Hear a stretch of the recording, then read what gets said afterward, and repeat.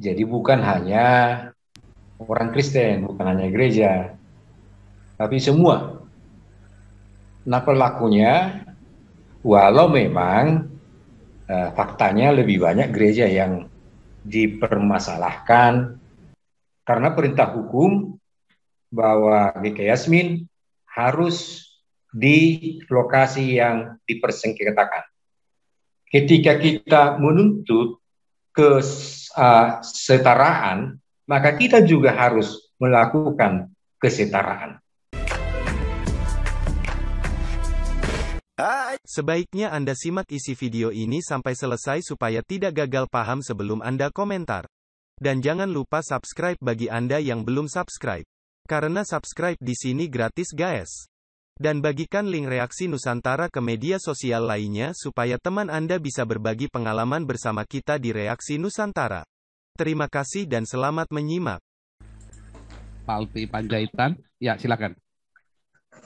Ya, terima kasih saya bisa bergabung.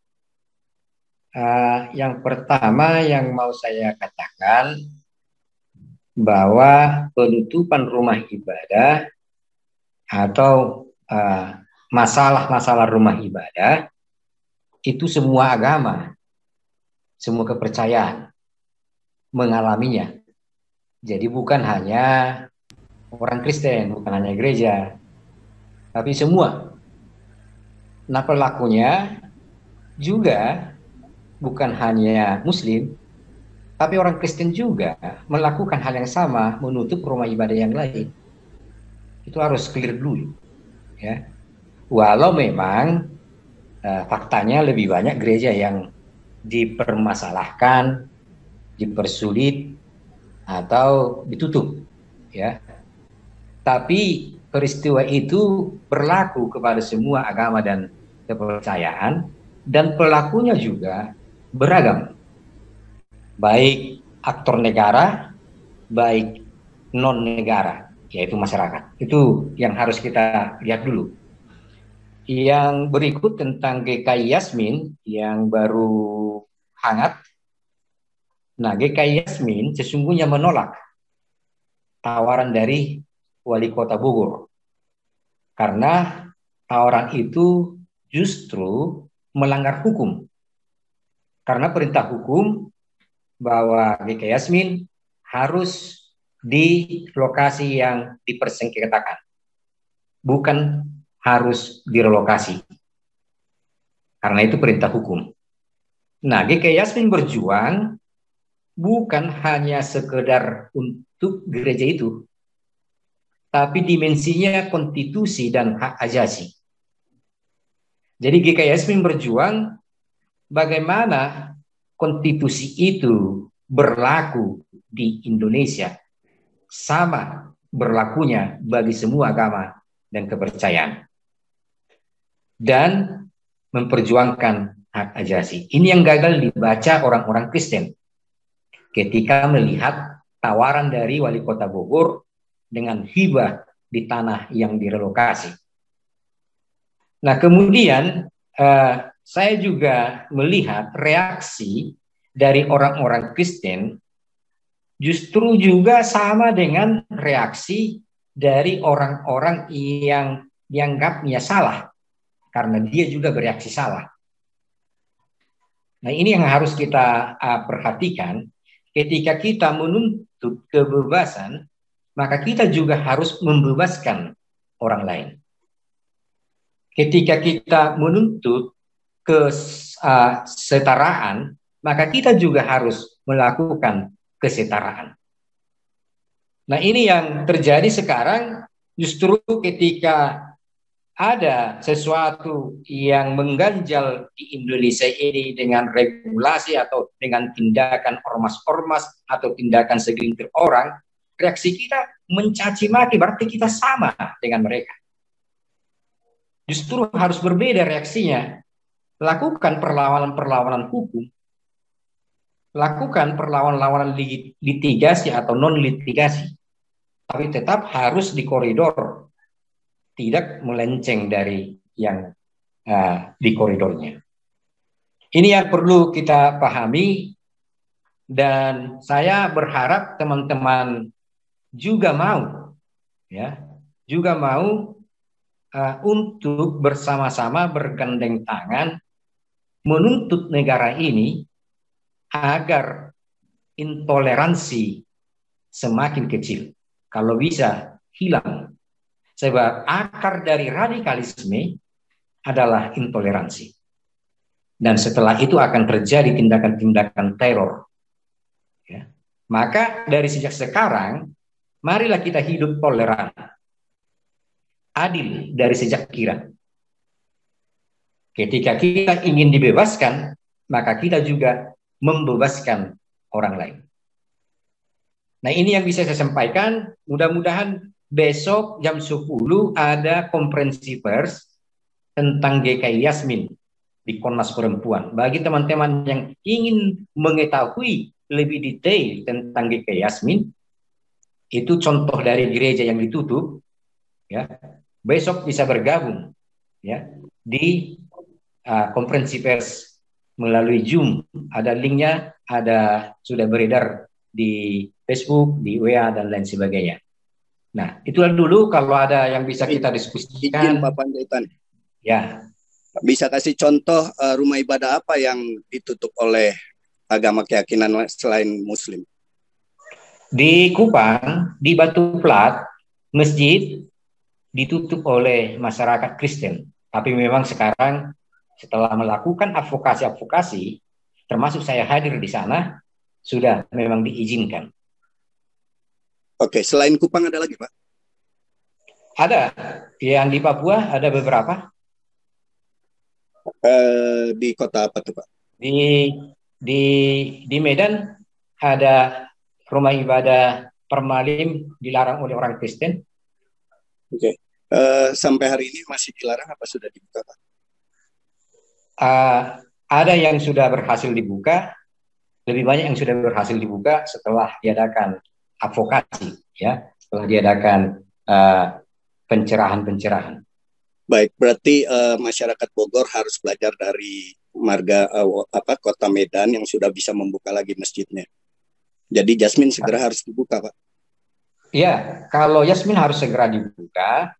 Contoh yang paling nyata, Masjid Batu Plat, ya, Masjid Batu Plat bisa nanti di searching di Google.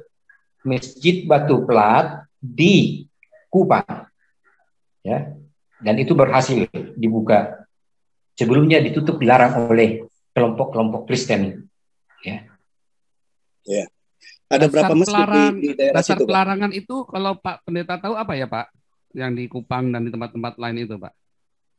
Ya, ketika saya ke sana, dasar mereka yang saya temukan itu reaksi karena banyak penutupan gereja. Oh. Itu yang saya temukan, ya.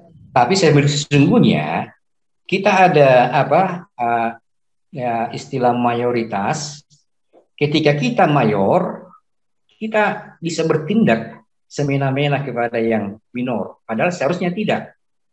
Dan itu yang terjadi di daerah-daerah yang misalnya kelompok Muslim minor, kelompok Kristen mayor, kelompok Muslim juga dipersulit loh. Saya temukan di Sarula, saya pergi ke sana di Tapanuli, Tapanuli Utara, kelompok Kristen yang melarang berdirinya masjid. Tapi memang sekarang sudah bisa. Setelah melakukan advokasi. Pak Palti di di GKI Yasmin ini sebagai apa, Pak, kalau boleh tahu, Pak? Saya pendeta HKBP Philadelphia dulunya. Waktu kasus Philadelphia saya pendeta di sana. Saya terlibat di GKI Yasmin karena sama-sama berjuang dengan GKI Yasmin. Karena kebetulan sama-sama mau menggugat PT Tun itu ya, masalah itu ya. Luar biasa. Oke. Jadi bisa ikut memahami lah ya kondisinya GKI Yasmin ini ya. Nah, saya sangat paham menghubungi Pak Bonasi Galinggi ya. Cuman belum berhasil dihubungi. Nah, beliau kan salah satu pegiat untuk yang advokasi GKI Yasmin. Nah, kalau dari jemaat GKI Yasmin sendiri, intinya kalau yang sepengetahuan Pak Palti ini, apakah bisa mau menerima hibah tanah itu sebagai kompensasi seperti yang dinyatakan oleh Ketua Majelis GKI Pengadilan ini atau tidak, Pak? GKI Yasmin tidak menolak dan besok tidak mau ya? Ya tidak mau. Besok sudah ada konferensi persnya. Ya, nanti saya akan coba upload juga karena waktu GKI Yasmin dengan Komnas HAM dan Pemda Bogor konferensi pers nggak ada yang nonton, Pak. Lalu saya upload di sini, baru tuh banyak yang ikut mengupload kan, sampai puluhan ribu, sampai ratusan ribu ya viewernya ya akhirnya ya. Nanti akan saya coba cari. Itu nanti di live-kan juga ya, Pak ya, seperti kemarin ya di Komnas HAM ya. Iya, iya. Di Komnas HAM. Ini di Komnas Perempuan besok. Komnas Perempuan live-nya, ininya YouTube-nya. Ya. Oke, nanti saya akan coba relay ke sini juga. Nah, kemudian statement dari Ketua Majelis GKI Pengadilan, tadi kan ada nah ini kan masih juga ada nih Pak Pemburu Rezeki di tempat kita ini kan juga lawyer juga yang kebetulan ikut di dalam timnya Pak Jokowi dalam masalah HAM ya. Nah, mengatakan bahwa harusnya GKI Yasmin itu ya bisa menerima karena GKI Yasmin kan adalah bakal jemaat dari GKI Pengadilan.